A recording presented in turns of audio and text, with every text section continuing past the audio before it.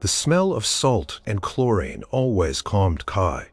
It was the scent of her world, the one she'd chosen the moment she first saw a dolphin leap from the ocean waves on a childhood vacation. Now, at 22, she was a junior marine animal trainer at Ocean Wonders Park, and every day was a gift. Most days, anyway. Today felt different. Today, a new arrival had come, and Kai had a feeling in her gut, a mix of excitement and unease. His name was Apollo. He was a sleek, powerful bottlenose dolphin, brought in from another facility after a major exhibit renovation. Apollo was supposed to be a star. He had the perfect build, the intelligent eyes, the grace in the water, but there was a problem. A big one. Apollo was quiet. Too quiet. Other dolphins at Ocean Wonders Park were boisterous, chattering, eager for interaction. They nudged trainers for attention, launched themselves out of the water for fish, and followed commands with enthusiastic clicks and whistles. Not Apollo. He glided through his new tank a silent shadow. He accepted food, but without the usual playful nips or nudges. He didn't respond to hand signals, whistle commands, or even the most enticing toys. It was like he was there, but not really there. Kai had spent the last 2 weeks trying everything.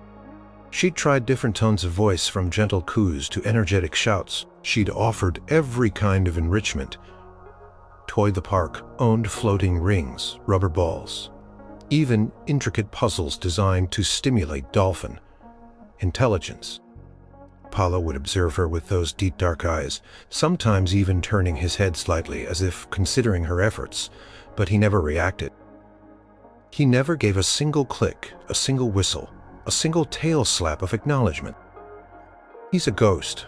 Another trainer, Liam had joked that morning, but Kai didn't find it funny. Her heart ached for Apollo. She knew, deep down, there was a vibrant, intelligent creature in there. She just couldn't figure out how to reach him. Dr. Thorne, the head marine biologist, had given them a few more weeks. Sometimes they just need to acclimate, he'd said, though his brow was furrowed with concern. But if he doesn't show any signs of engagement, we'll have to consider other options. He can't be part of the show if he's unresponsive. Other options was code for transferring him to a research facility, a place where dolphins lived out their lives in less interactive environments, observed but not celebrate. Kai couldn't bear the thought. A pie deserved a thaw. The afternoon sun filtered through the water, making shimmering patterns on the tank floor. She sat by the edge of the pool, her legs dangling in the cool water, a bucket of fish beside her. She watched Apollo as he circled, slow and deliberate. "Come on, Apollo," she murmured, holding out a fish. "Just one little sign, anything." He swam past her, his powerful tail propelling him effortlessly. He didn't even glance at the fish. Kai sighed, leaning back against the cool concrete. She felt defeated. What else could she try? She'd exhausted every training technique she knew, every trick in the book. She needed something new, something completely unexpected. Her phone buzzed in her pocket. It was her best friend, Maya, calling. Kai had forgotten. She'd promised to pick up tickets for a concert later that week. As she fumbled for her phone, it slipped from her grasp, tumbling from her pocket and landing with a splash right into the water beside her. "Oh, shoot!" Kai gasped, leaning over quickly to retrieve it. It was still playing music. Maya must have been listening to something when she called. A familiar deep voice filled the air, slightly distorted by the water, but still unmistakable. "Wise men say, only fools rush in." It was Elvis Presley.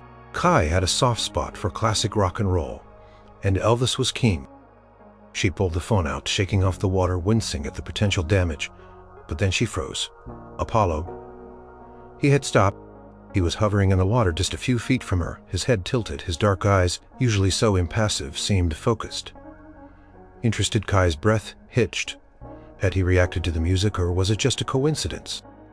The song continued, Elvis's voice crooning the famous lyrics, "But I can't help falling in love with you." Then it happened. A single, clear click echoed through the water. Not a typical, excited dolphin click, but a soft, curious sound. Apollo, slowly, almost majestically, glided closer to her. He didn't come right up to her, but he was undeniably closer than he had ever been. Kai's heart pounded. Could it be? She quickly turned the volume up on her phone, carefully holding it above the water. The song ended, and then the next track on her playlist began. A generic pop song Maya had downloaded. Apollo drifted away. His attention seemed to wane, and he resumed his silent circling. Kai stared at the phone, then at Apollo. Was it a fluke, a bizarre coincidence? Or was there something truly remarkable about that particular voice? She had to test it. She quickly scrolled through her music, found another Elvis song. Hound Dog. She pressed play. The moment the iconic guitar riff started, followed by Elvis's energetic voice, Apollo stopped again. He turned towards her, his body language shifting. He wasn't just observing. Now, he was engaged as Elvis sang. Apollo began to move, not just circling, but subtly swaying, his tail making small rhythmic movements in the water. Then, with a sudden burst of speed, he launched himself out of the water, a clean, powerful arc landing with a joyful splash. Kai, gasped a laugh, bubbling up from her chest. It was the first time she'd seen him really move with intention, with what looked like pure delight. He swam closer, clicking and whistling, his blowhole emitting excited puffs of air. You like Elvis? He chittered in response, his eyes bright. It was unbelievable. Crazy, but it was happening. This silent, unresponsive dolphin, who had ignored every human effort, was responding to the king of rock, and roll. Kai knew this was her chance. This was the key. She just had to figure out how to explain it to everyone else. Because who in their right mind would believe that a dolphin only responded to the voice of a rock and roll legend who'd been gone for decades? It sounded like something out of a dream or a very strange movie. But Kai had seen it, felt it. She had found Apollo's voice, and it belonged to Elvis Presley. The next morning, Kai arrived at the park earlier than usual, a new spring in her step. She carried a waterproof speaker, her phone, and a mixed CD she'd spent half the night burning, filled with every Elvis Presley song she owned. The other trainers gave her curious glances as she bustled past, but Kai just offered a tight-lipped smile. This was her secret. For now, she needed to be sure, she needed to understand. When she reached Apollo's tank, the morning sun was just beginning to warm the water. Apollo was doing his usual slow, contemplative life. Kai set up the speaker at the edge of the pool, connected her phone, and took a deep breath. Okay, Apollo, she murmured, her voice filled with a mix of excitement and trepidation. Let's see if yesterday was real. She hit play. The familiar bluesy opening of Heartbreak Hotel filled the air. Apollo stopped. His entire body seemed to stiffen for a moment. Then he slowly turned his powerful tail, giving a single deliberate flick. He swam towards the speaker, then towards Kai, his head slightly cocked. He was listening, truly listening as Elvis sang. Apollo began to move. He didn't just swim, he danced. He twisted and turned, made playful leaps, and even nudged a floating ring with his rostrum, propelling it across the water. His clicks and whistles were frequent now, a joyful chorus that filled the air, a stark contrast to his previous silence. Kai couldn't help but laugh, a pure, unadulterated sound of joy. She grabbed a handful of fish and tossed them into the water. Apollo snatched them up, then came back, nudging her hand, his eyes sparkling with a life she hadn't seen in him before. She spent the entire morning experimenting. She played Elvis songs and Apollo was engaged, energetic, playful. She tried other artists, pop, classical, country. Apollo would immediately lose interest, drifting away, his previous vivacity fading. She even tried her own voice, singing scales, talking to him. Nothing. It was only Elvis. His voice, his music seemed to hold some magical key to Apollo's mind. It was baffling. How could a dolphin born decades after Elvis's prime have such an affinity for his voice? Was it the specific frequency, the unique timbre, the raw emotion in his delivery? Kai wasn't sure. She just knew it was real. Her other training duties called. but she kept sneaking back to Apollo's tank, just for a few minutes to play another Elvis tune. Each time the transformation was instant and profound. It was like flipping a switch. Silent and withdrawn one moment, vibrant and expressive the next. Liam, the other junior trainer, noticed something. "Hey Kay," he said, leaning against the railing one afternoon, watching Apollo do a graceful backflip after a particularly rousing rendition of Jailhouse Rock that Kai had been playing quietly. "Apollo seems livelier today. What did you do?" Kai swallowed. "Oh, just a new enrichment technique," she stammered, feeling her cheeks flush. "Trying some different sounds, you know." Liam raised an eyebrow. "Sounds like what? I heard something about a hound dog earlier. You listening to oldies in here?" Kai forced a laugh, just diversifying his auditory input. She said, trying to sound professional, "It's important for cognitive stimulation." Liam shrugged, looking unconvinced, but walked away. Kai breathed a sigh of relief.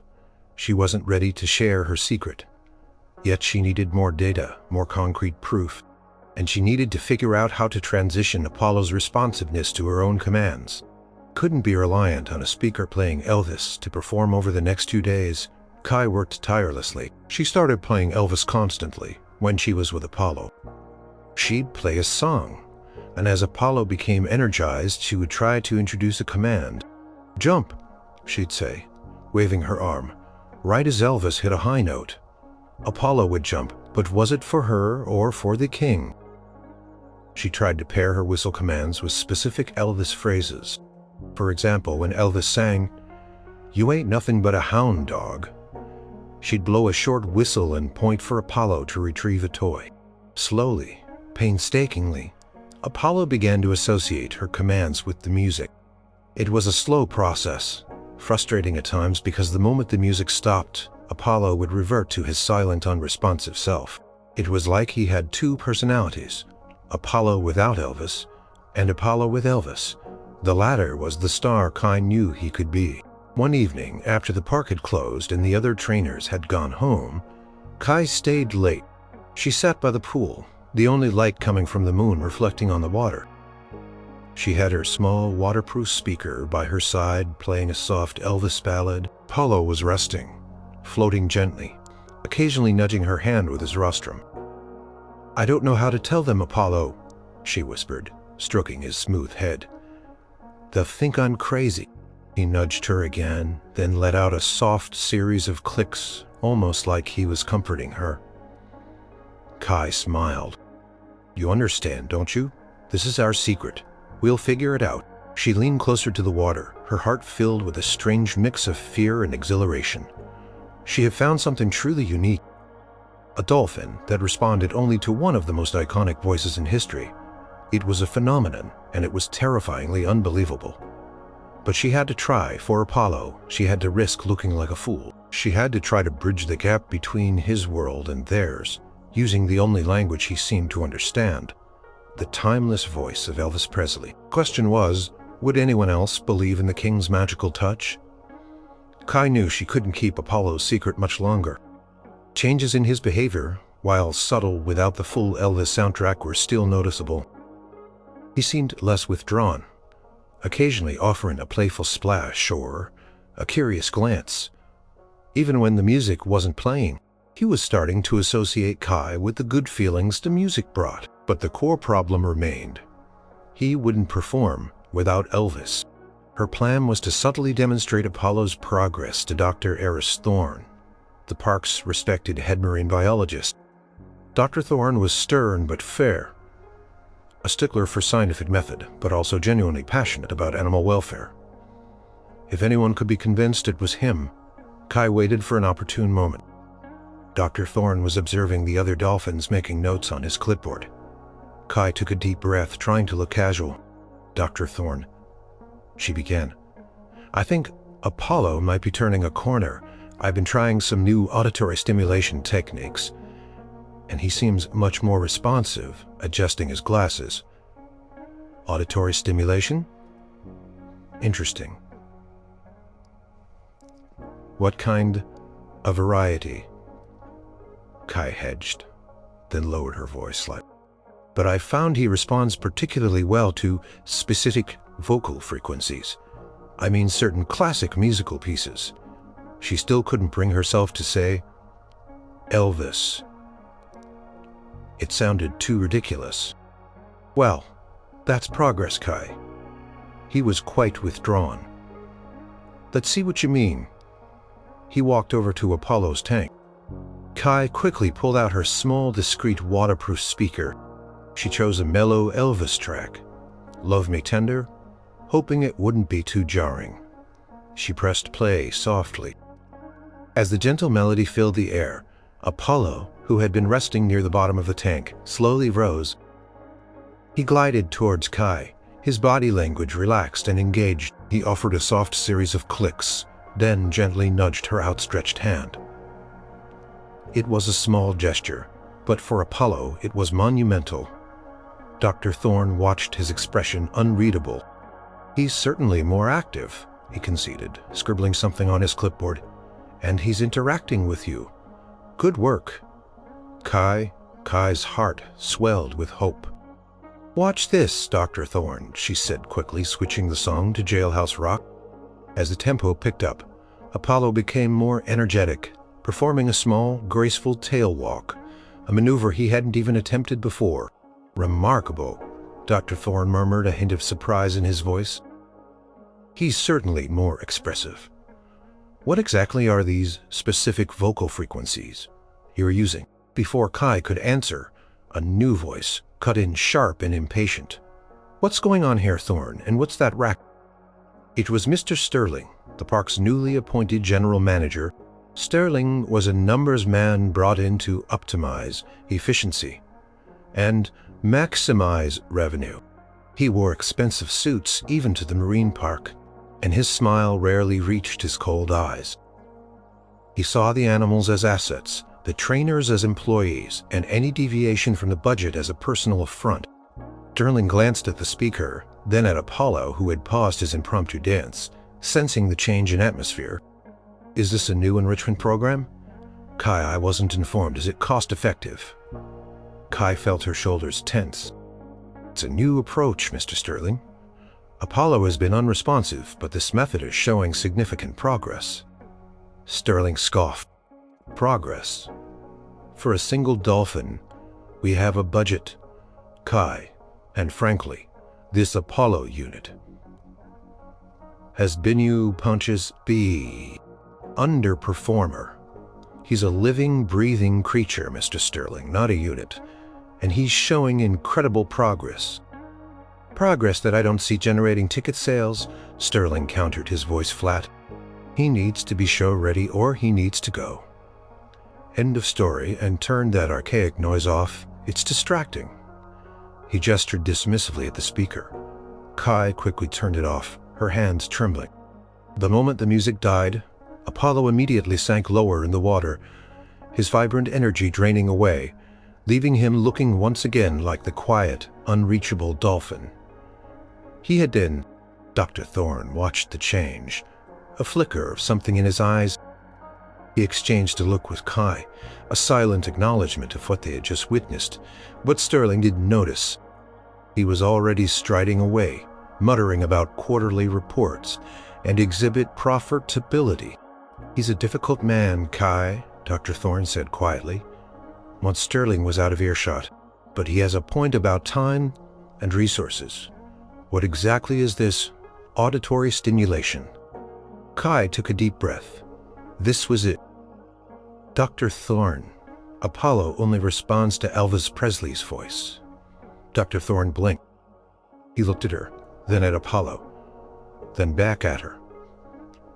A slow crease forming between his eyebrows. Elvis Presley? He repeated, as if trying to process a foreign language. Kai, you know how extraordinary that sounds, don't you? I know, she whispered, feeling her face flush. It sounds insane, but I've been doing it for days. I have detailed logs, I've tested it. It's the only thing that works. A dolphin, responding to a specific human voice, and a deceased celebrity at that. Dr. Thorne shook his head slowly.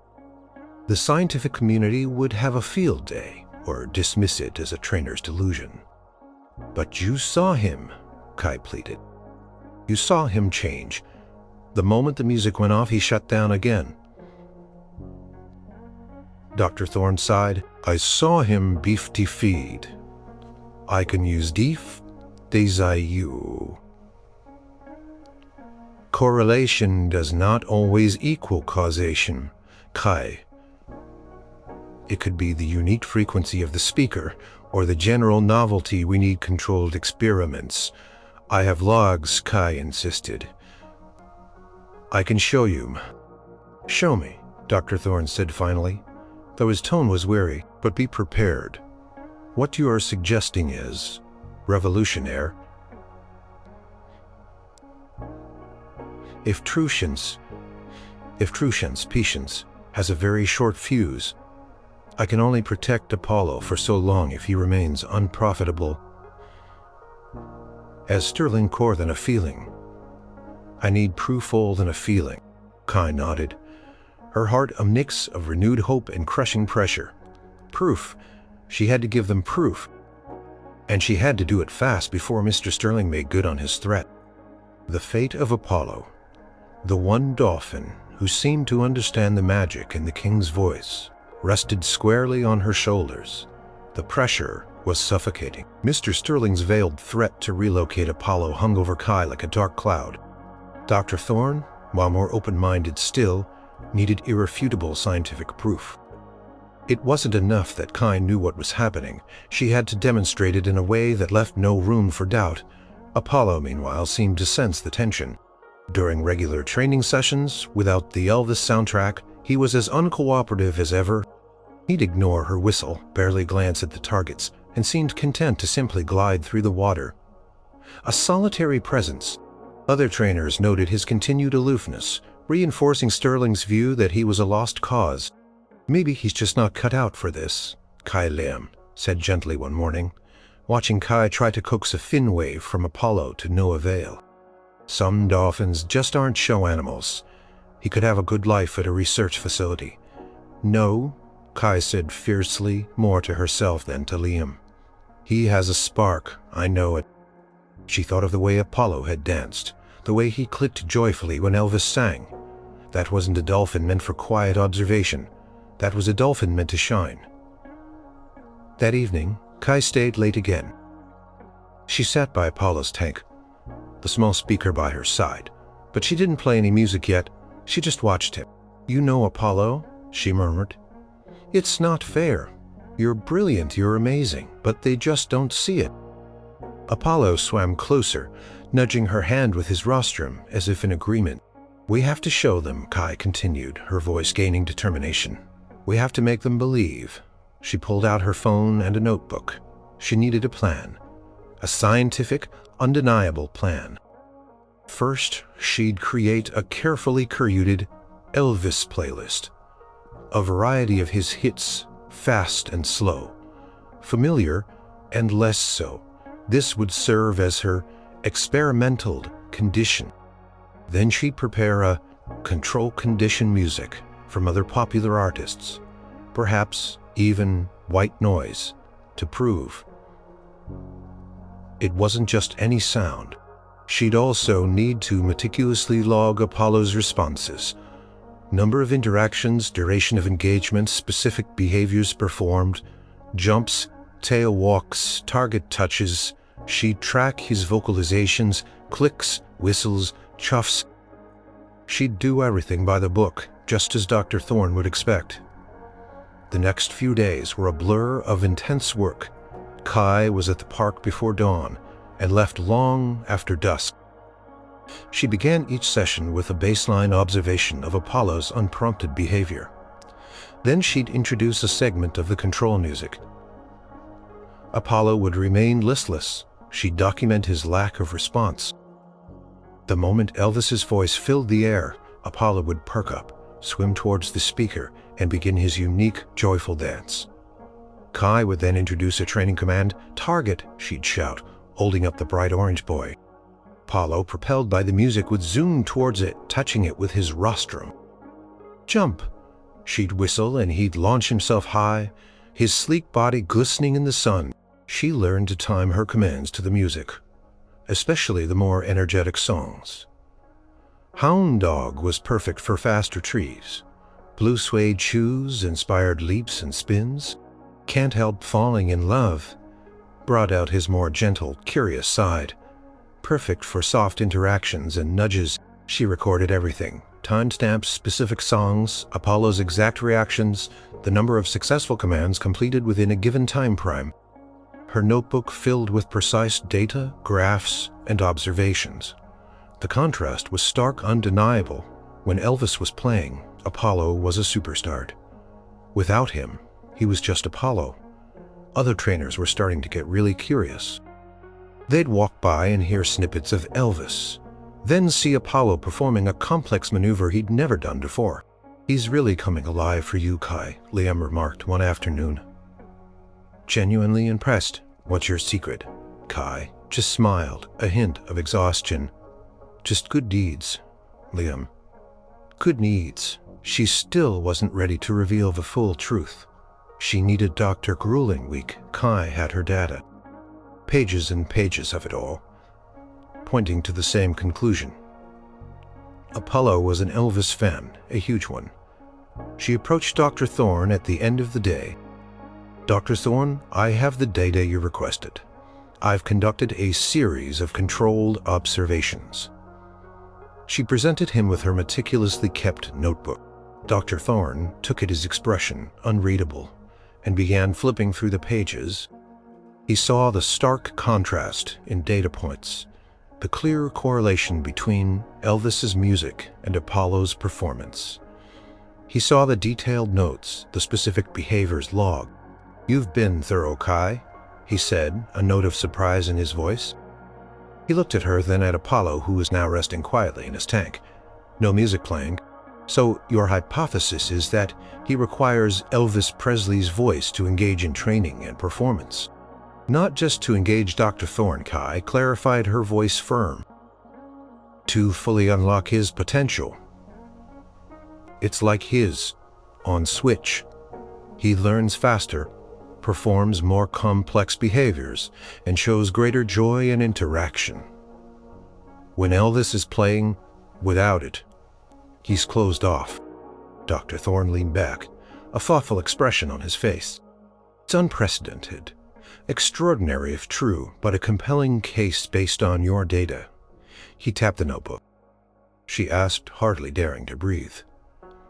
"Tomorrow morning," Dr. Thorne said. "Before the park opens, Sterling wants to see some return on his Apollo unit investment, as he calls it. He's already making noises about preparing for the transfer." Kai felt a surge of adrenaline. This was it, the moment of truth. She had to make Apollo shine brighter than ever before. She had to convince the skeptics save Apollo and prove that magic could exist in the most unexpected places. And for that, she would need the king, all of him. The air crackled with nervous energy the next morning. Kai had arrived at the park even earlier than usual, her stomach churning with a mix of excitement and dread. This was her big chance, Apollo's big chance. If this demonstration didn't go well, everything would be over. She had spent the night before carefully selecting the Elvis songs for the demo, making sure she had a good mix of lively, show-stopping tunes and softer, more engaging melodies. She double-checked her waterproof speaker, ensured her phone was fully charged, and practiced her mental script for explaining the unbelievable. Dr. Thorne was already waiting by Apollo's tank when Kai arrived, looking more serious than usual. Mr. Sterling arrived a few minutes later, impeccably dressed, his face a mask of polite skepticism. He carried a tablet, occasionally glancing at it as if he had more important things to do. "Morning, Kai," Dr. Thorne said, his voice low. "Are you ready?" "As I'll ever be, Dr. Thorne," Kai replied, trying to project confidence she didn't quite feel. She exchanged a tense glance with Sterling, who merely nodded curtly. "All right, trainer," Sterling said, his voice flat. "Let's see what this auditory stimulation can do. I have exactly 20 minutes before my budget review meeting." Kai swallowed. 20 minutes. This had to be perfect. She started with Apollo in his control state. "As you can see, gentlemen," she began, gesturing towards the dolphin who was swimming lazily. Ignoring her, Apollo typically presents as withdrawn and unresponsive to traditional training commands. She whistled, pointed to a target. Apollo swam past it, without a flicker of recognition. She tossed a fish. He accepted it, but without any enthusiasm. Sterling scribbled something on his tablet, a faint frown on his face. "Now," Kai said, taking a deep breath, "I will introduce the specific auditory stimulus." She pressed play on her speaker. The opening chords of "Burning Love" blasted through the air. The transformation was immediate. Apollo, who had been a listless shadow moments before, suddenly surged forward. His eyes brightened. His body language became alert, eager. He swam directly towards the speaker, then towards Kai, letting out a series of rapid, excited clicks and whistles. Sterling's eyebrows shot up. Dr. Thorne leaned forward, a look of fascination dawning on his face. "As you can see," Kai continued, her voice gaining strength, "the shift is instantaneous now. Observe." She began her routine, expertly timing her commands with the music. "Apollo, jump!" she called, blowing her whistle just as Elvis hit a powerful note. Apollo launched himself high into the air, twisting gracefully before splashing back down. Sterling guessed a sound. He quickly covered with a cough. Dr. Thorne actually smiled, a rare sight. "Retrieve," Kai commanded, throwing a floating ring. Apollo darted after it, brought it back to her, nudging it playfully. He weaved through hoops, slapped his tail on command, and even performed a series of rapid turns, a dizzying display of agility. He was magnificent. He was the star Kai knew he could be. Pool vibrated with his energy, with the powerful voice of Elvis, with the sheer joy of Apollo's performance. "Unbelievable," Dr. Thorne murmured, shaking his head slowly. "Absolutely unbelievable." Sterling had put down his tablet. He was watching, utterly captivated, a genuine look of amazement on his face. He even chuckled when Apollo playfully splashed Kai after a successful leap. "And now," Kai said, her heart pounding with triumph, "I will demonstrate what happens when the stimulus is removed." She paused, the music. The effect was instantaneous. The vibrant energy drained from Apollo's body as if a plug had been pulled. He slowed, his movements becoming heavy, languid. He didn't stop swimming, but the playful spark in his eyes dimmed. He drifted away from Kai, losing interest in the targets, in the fish, and her commands. He was Apollo without Elvis. Again, silence hung heavy in the air, broken only by the gentle lapping of the water. "He literally shuts down," Sterling said, his voice barely a whisper, a genuine awe in it. Kai restarted the music. "Can't help falling in love," a softer tune. Apollo immediately perked up, swimming towards her, letting out soft clicks. He gently bumped her hand, looking up at her with intelligent eyes. "It's like he has two personalities," Kai explained, her voice soft now, filled with affection for the creature before her. "The music isn't just a background noise. It's his language. It's how he communicates, how he expresses himself, how he learns. It unlocks him." Dr. Thorne walked closer to the edge of the pool, studying Apollo with renewed intensity. "This is unprecedented. Truly, I've never seen anything like it. The data is clear. Kai, your observations were spot on." Sterling was still staring, his usual cynical facade completely shattered. "A dolphin that only responds to Elvis Presley," he muttered. "Strain and the dolphin. Imagine the headlines." Kai's breath hitched. Headlines, public appeal. This was it. She had him.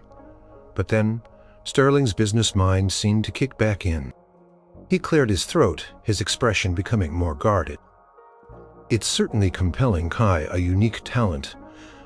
But how practical is it? We can't have a live Elvis impersonator at every show. And relying solely on recorded music, it's a liability. What if the speaker breaks? What if the music cuts out? What if it's just a novelty that wears off? She had convinced him of the phenomenon, but not the practicality. And what about other trainers?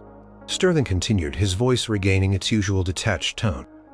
If only you can work with him like this, it's not efficient. Every trainer needs to be able to work with every animal.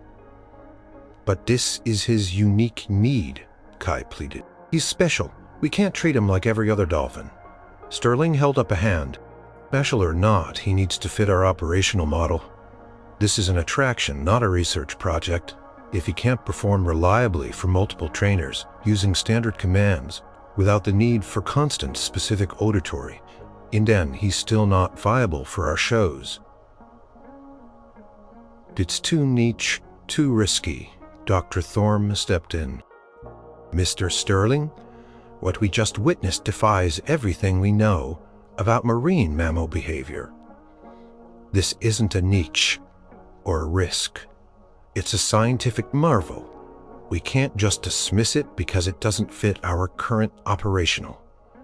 Sterling's jaw tightened. Not after Apollo had finally opened up. Sterling walked away, leaving Kai and Dr. Thorne stunned. The music was still playing softly, Elvis singing about being lonesome. And Kai felt a profound, helpless loneliness settle in her own heart. Apollo, her special Elvis-loving dolphin, was going to be taken away. The news of Apollo's impending transfer hit Kai hard. Every time she looked at him so full of life when Elvis's voice filled the tank, she felt a fresh wave of despair. Mr. Sterling's decision was final, delivered with cold corporate efficiency. Apollo was deemed unviable for public shows. He just doesn't understand Kai, Dr. Thorne said, finding her slumped by the side of the tank later that day. Apollo, nuzzling her hand gently, he sees numbers, not wonders. He sees budget lines, not extraordinary connections. But it's not fair. Kai burst out, tears pricking her eyes. Apollo is thriving. He's happy. He's performing better than any dolphin here when Elvis is playing. How can they just send him away? Dr. Thorne sighed. Sterling argues that relying on recorded music, and a specific artist at that, is an unacceptable offer. What if the novelty wears off? And the biggest issue for him is that only you seem to be able to get this level of response.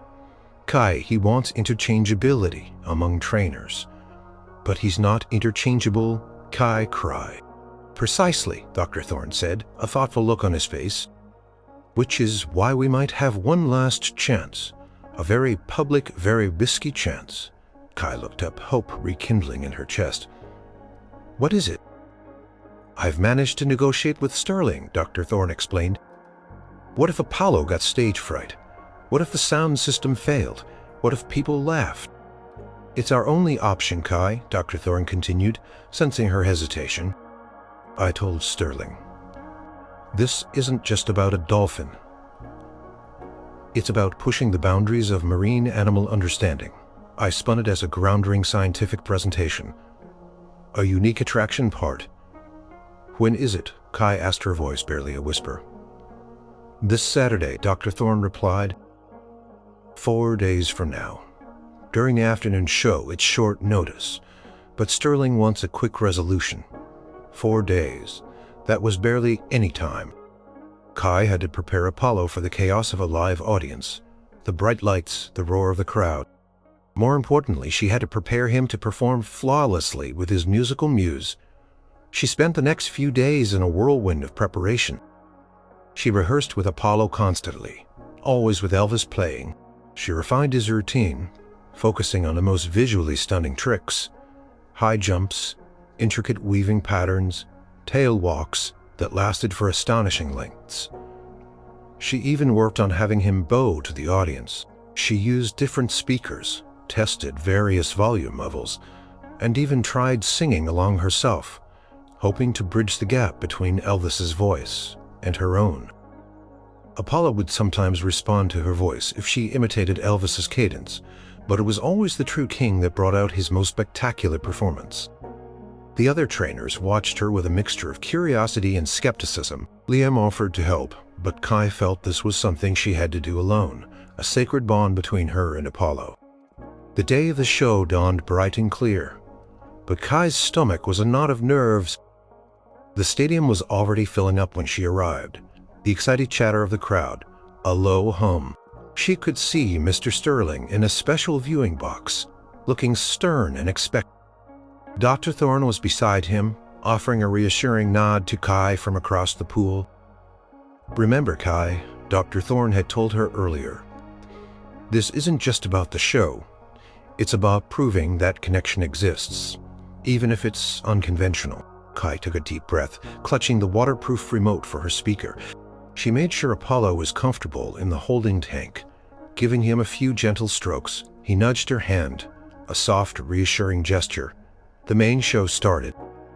The other dolphins performed their usual acrobatic feats, leaping through hoops, pushing trainers through the water, delighting the crowd.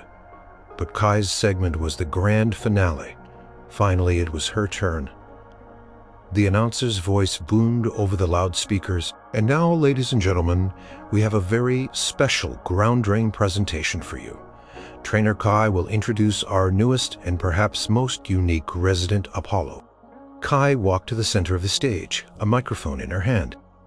Crowd applauded politely, but without the fervor reserved for the more experienced. "Show dolphins." She could feel Sterling's eyes on her. "Good afternoon, everyone," Kai began, her voice trembling slightly, but she pushed through it. "Today, you're going to witness something truly extraordinary. Apollo, our newest dolphin, has a very special connection. He responds to a unique kind of music, a voice that speaks to him like no other." She paused for dramatic effect. "Apollo only responds to the voice of the king of rock and roll, Elvis Presley." A ripple of murmurs went through the crowd. Some confused laughs, a few skeptical whispers. Kai ignored them. "You're about to see a bond forged, not just by training, but by pure, undeniable melody," Kai announced, trying to infuse her voice with passion. "Prepare to be amazed." She pressed the button on her remote. The iconic opening chords of "Suspicious Minds" filled the stadium, amplified by the powerful sound system. Apollo burst from the holding tank, a sleek, powerful torpedo of joy. The moment the music hit, he transformed. He launched into a series of incredibly high jumps, spinning midair, splashing with gusto. The crowd gasped, then applauded. Truly stunned, Kai called out commands, her voice blending with Elvis's. "Apollo, tail walk." He balanced on his tail, moving gracefully across the water, a truly breathtaking sight. He weaved through hoops, flipped for fish, and even nudged a small football into a goalpost. He was electric. He was pure magic. The crowd erupted in cheers. People were on their feet, phones out, recording every incredible moment. They couldn't believe their eyes. A dolphin truly dancing to Elvis Presley. Sterling in the viewing box was on his feet too, a look of utter astonishment on his face. Dr. Thorne was beaming. Kai felt a surge of triumph. She was doing it. Apollo was doing it. As the song neared its end, Kai decided to try something risky. She wanted to show the depth of the connection, that it wasn't just a spectacle, but a profound bond. She had practiced this, but never in front of a live audience. She signaled for the music to fade slowly. As Elvis's voice softened, Kai knelt by the edge of the pool, speaking gently to Apollo. "Apollo, come closer.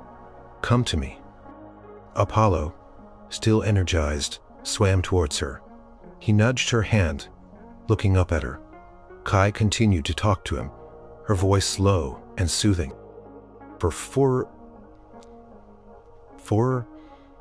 Affirming a small, gentle tail wave.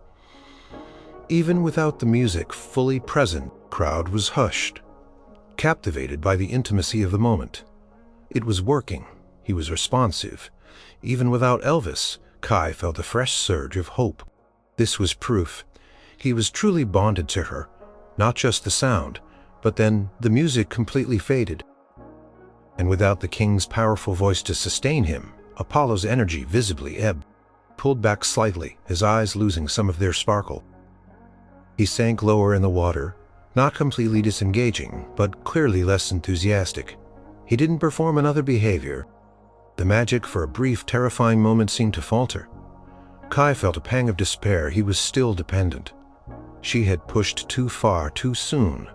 The crowd murmured, sensing the shift. Sterling's expression, which had been beaming, now clouded over. Dr. Thorne gave a small, worried frown. Quickly, Kai signaled for the music to come back, choosing a rousing rendition of Viva Las Vegas.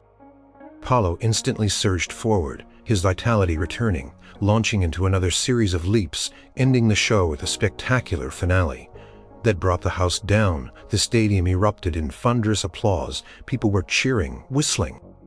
But Kai knew she had seen Sterling's face at the critical moment. The doubt was still there. The dependence was still an issue. Apollo had dazzled, yes, but he hadn't fully bridged the gap to the standard performance Sterling demanded. As she bowed to the cheering crowd, Apollo splashing playfully beside her, Kai knew this wasn't over. She had captivated the audience, but had she truly convinced the man who held Apollo's fate in his hands? Despite the roaring applause and the clear success of the Elvis Dolphin show in thrilling the audience, Mr. Sterling remained unmoved. The following Monday, Kai was called into his office, a sterile, intimidating space overlooking the ocean. Dr. Thorne was already there, looking grim. Kai Sterling began, his voice devoid of emotion. That was quite the spectacle on Saturday. The public loved it. The social media buzz is substantial. He tapped his tablet, showing her a graph. Ticket sales saw a noticeable bump this weekend. Then he can stay? He brings in revenue. He's a unique attraction. Sterling held up a hand. He still did not respond consistently to your voice alone. Kai felt a cold knot tighten in her stomach. He's unique, Mr. Sterling. His brain works differently. We can't expect him to be like every other dolphin. Every other dolphin can be handled by any of our trained staff. Sterling countered, his voice rising slightly. We cannot have a star attraction that only was specific deceased artist. It's not scalable, it's not efficient, and it's not sustainable. My decision stands. Apollo will be transferred to the Ocean Research Institute at the end of the month, Kai guessed. No, you can't. He'll be miserable there. He needs interaction, stimulation, a purpose. He's happy here. He'll be perfectly well cared for, Sterling said dismissively. They have excellent facilities. He'll be a valuable subject for study. He's not a subject. He's a living being, Kai cried, her voice cracking. He thrives on this. You saw it, Mr. Sterling. You saw his joy.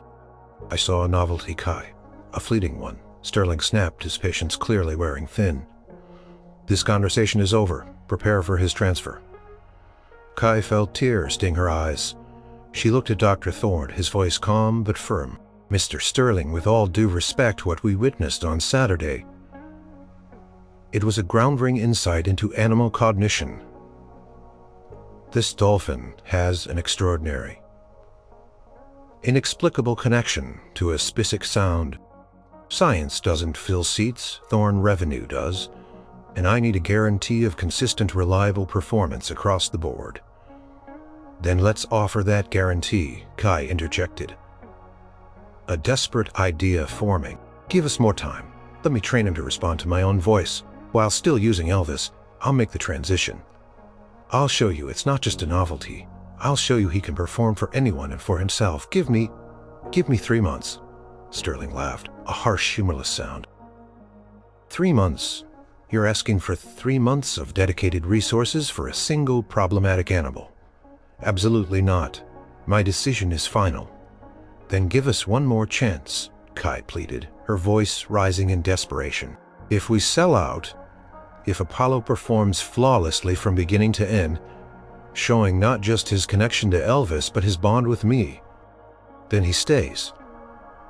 If not, then I'll agree to his transfer and I'll leave the park myself. Sterling paused, looking from Kai's determined face to Dr. Thorne's serious expression.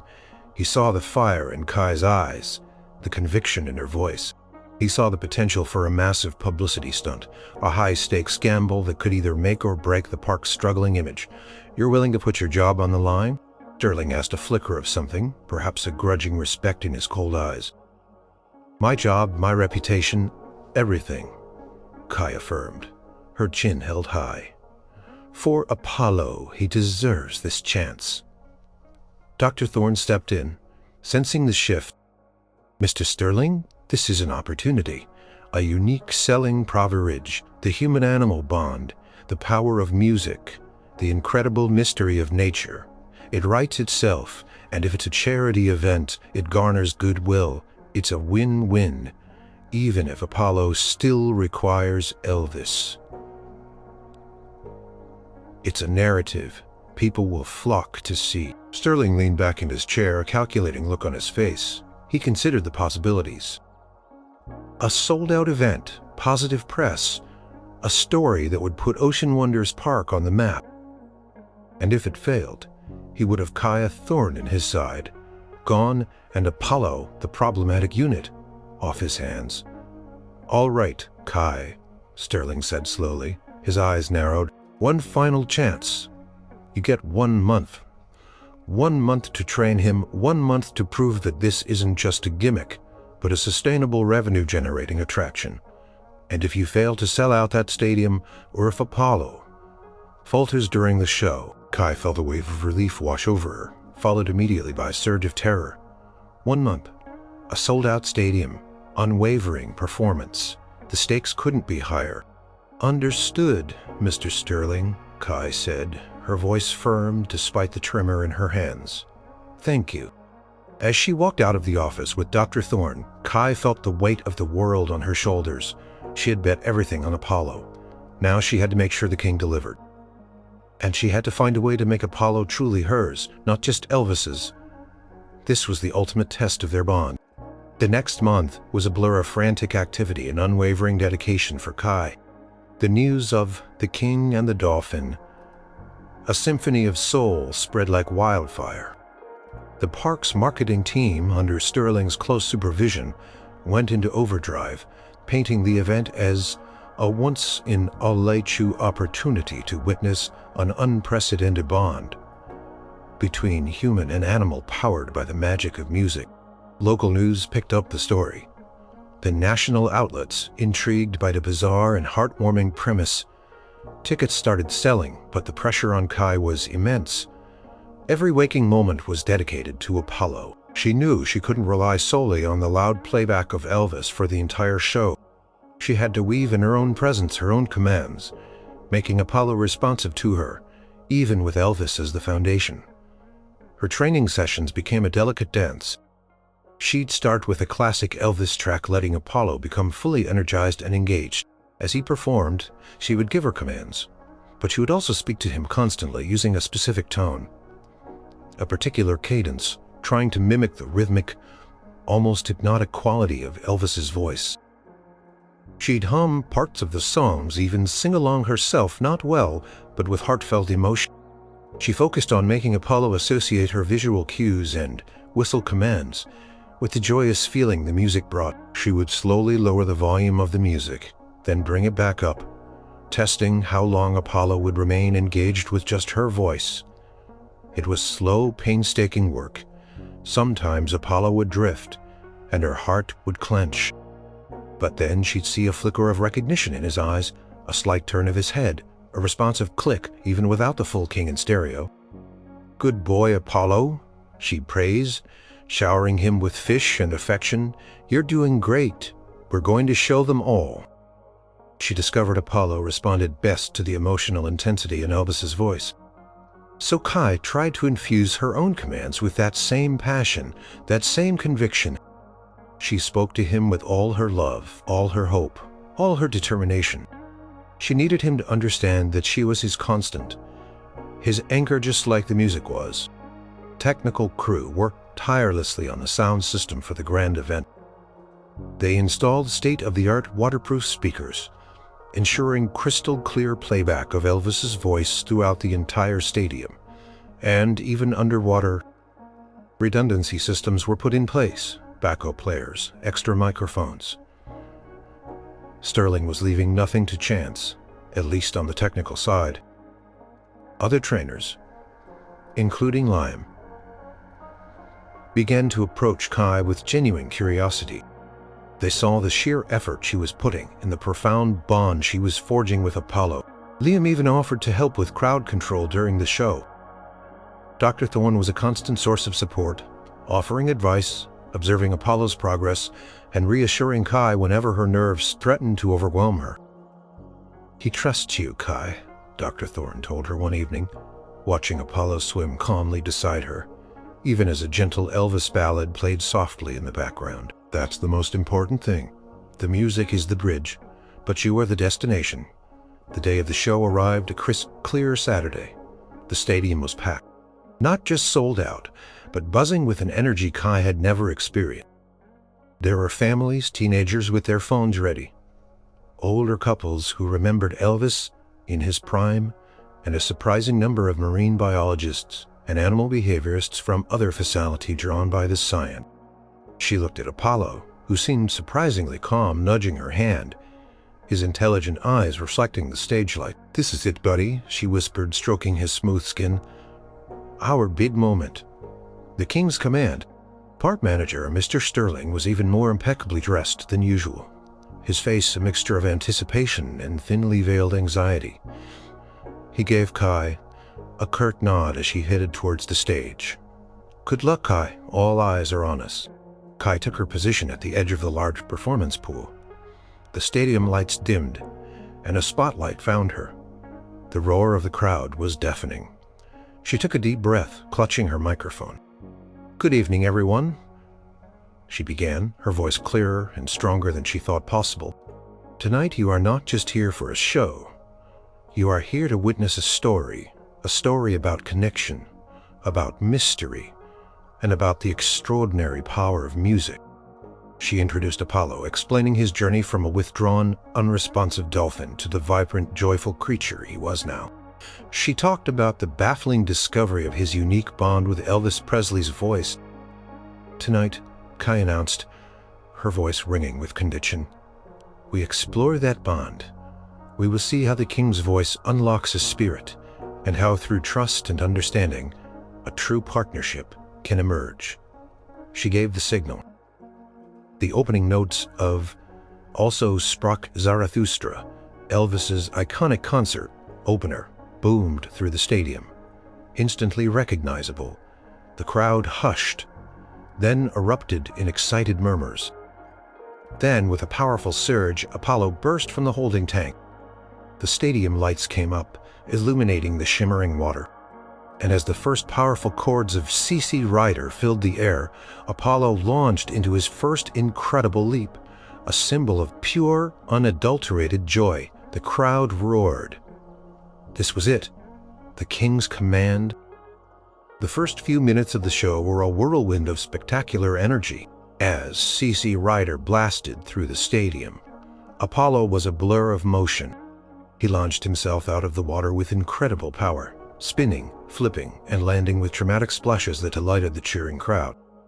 Each leap was higher, each movement more graceful than the last. Kai's heart swelled with pride and a sense of profound relief. Apollo was delivering, "He moves with the music, doesn't he?" Kai narrated over the microphone, her voice filled with enthusiasm. "Every beat, every note, he feels it. It's like Elvis is singing directly to him." The crowd was captivated. Many had come out of curiosity or skepticism, but they were quickly won over by Apollo's undeniable joy and incredible performance. Phones were held high, recording every flip and splash. As the song transitioned to Proud Mary, a more rhythmic, bluesy tune, Kai introduced more complex behaviors. "Apollo, retrieve," she called, throwing a brightly colored ball into the water. Apollo zoomed after it, brought it back to her, then pushed it playfully with his rostrum before leaping over it. She caught his ability to follow intricate patterns, weaving through underwater hoops and around buoys, all perfectly timed to the powerful rhythm of the song. The light crew followed his movements, creating dazzling patterns of light on the water. Then came the moment Kai had trained for relentlessly, as "Can't Help Falling in Love" began to play. Softer and more melodic, Kai knelt by the edge of the pool. She lowered her voice, speaking gently to Apollo. "Apollo," she whispered, "come closer, my friend. Come to Kai." The music was soft now, almost a background hum. Apollo glided towards her, his movements slow and deliberate, a testament to his deep connection. He came right up to the edge, nudging her outstretched hand with his rostrum, looking up at her with eyes that seemed to hold boundless understanding. "This is a bond forged not just by sound, but by trust," Kai told the hushed audience, her voice raw with emotion. "Apollo has learned that my voice, my touch, my presence brings him joy just like the king's music. He's learning to trust me even when the king is just a whisper." She continued to talk to him softly, lovingly, praising him, encouraging him. And for a full minute, Apollo stayed with her, offering gentle clicks and soft nudges, completely engaged with Kai, even as the music slowly faded to barely audible levels. He wasn't performing dramatic leaps, but he was there, connected, engaged directly with her. It was a beautiful, intimate moment, a profound testament to their bond. The crowd watched in silence, many wiping away tears. They understood. He exchanged a look with Dr. Thorne, who gave him a small, knowing smile. Kai felt a surge of triumph. She had done it. She had shown them. But the show wasn't over. Kai brought the music back. A lively instrumental version of Blue Suede Shoes, signaling that the show was building to its climax. Apollo, revitalized, burst into a series of incredibly rapid, energetic tailwalks, moving across the water with impossible grace, his powerful tail propelling him. The crowd roared its approval. For the grand finale, Kai had chosen an American trion, a powerful, emotionally charged song that Elvis often used to end his concerts. As the stirring blend of Dixie, All My Trials, and the Battle Hymn of the Republic filled the stadium, Apollo performed a breathtaking sequence of high arcing jumps, each one seeming to reach for the stars. He concluded by launching himself into a massive, spinning leap, landing with a monumental splash that soaked the front rows and brought the entire stadium to its feet. The applause was thunderous. People were screaming, whistling, stomping their feet. It was a standing ovation. Kai stood at the edge of the pool, breathless, tears streaming down her face, not from sadness, but from overwhelming joy and relief. Apollo swam over to her, let out a joyful series of clicks, and playfully splashed her. As if sharing her triumph, Kai bowed deeply, her heart overflowing. She looked up at the viewing box. Mr. Sterling was applauding, a wide, genuine smile on his face. He even gave her a thumbs up. Dr. Thorne was beaming, wiping his own eyes. The crowd continued to cheer, chanting, "Apollo, Apollo!" As the lights slowly came up and the crowd began to disperse, still buzzing with excitement, Kai felt a sense of immense peace settle over her. She had risked everything.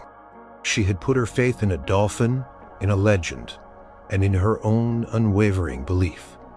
And it had paid off. The king and the dolphin had conquered. Apollo was safe. He was home. The success of The King and the Dolphin, a symphony of soul, was nothing short of monumental.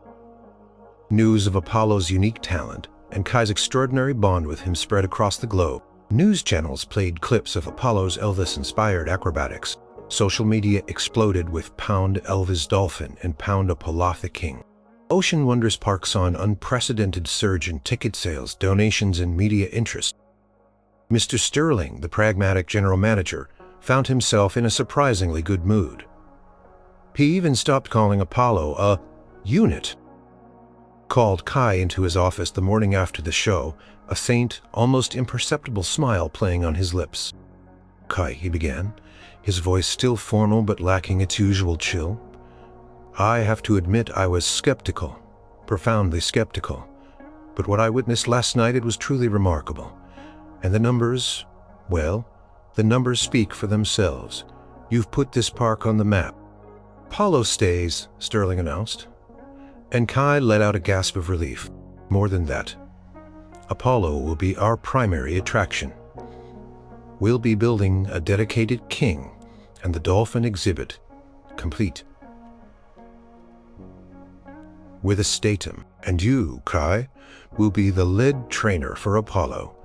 You've proven your unique capabilities and your unwavering dedication.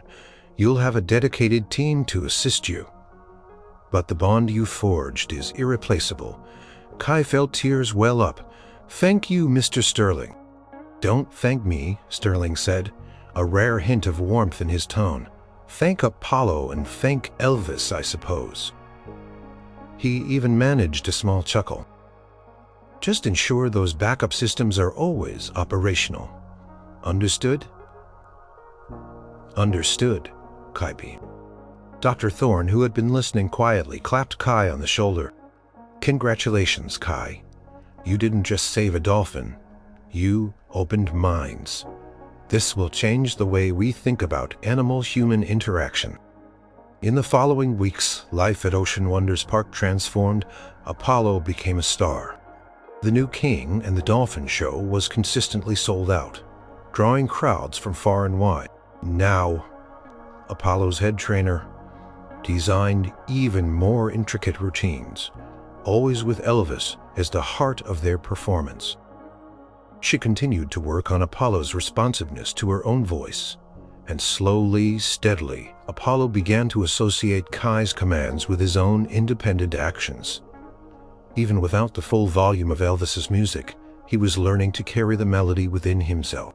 They loved the mystery, the magic, the sheer, heartwarming, unlikely bond. Some fans even started leaving small waterproof Elvis memorabilia by Apollo's tank, miniature guitars, blue suede shoes, even tiny sparkly capes. The park had to install special collection bins for them. But for Kai, the true reward wasn't the fame or the packed stadiums. It was the daily moments with Apollo. She'd often spend quiet evenings by his tank, long after the crowds had left. Sometimes she'd play Elvis softly. Sometimes she'd just hum, and sometimes she'd simply talk to him. Apollo was a different dolphin now. He was playful, curious, and incredibly intelligent. He'd nudge her hand for attention, follow her around the tank, and initiate games with newfound enthusiasm. He wasn't just responding to a sound. He was responding to a relationship, a deep, trusting bond that transcended human understanding. One evening, as the sun dipped below the horizon, painting the sky in hues of orange and purple, Kai sat by the pool, gently stroking Apollo's head. She hadn't played any music all day. Yet Apollo was calm, engaged, clicking softly as he listened to her talk about her day. "You know, Apollo," Kai whispered, her voice filled with affection, "they say Elvis is the king, and he is. But you, my friend, you're the magic." Apollo chittered, then let out a clear, melodious whistle. Then he dipped his head slightly, and with a gentle, deliberate push, sent a small floating blue suede shoe bobbing towards her. Kai laughed, a warm, happy sound that echoed in the quiet evening. She picked up the miniature shoe. "You truly are the king's biggest fan, aren't you?" Apollo nudged her hand again, his eyes bright. He had found his voice, not just through Elvis, but through Kai. He had found his home, not just in the park, but in the heart of the girl who believed in him, who fought for him, and who knew that sometimes the most extraordinary connections are found in the most unexpected melodies. King's command had set him free, but Kai's love had brought him home.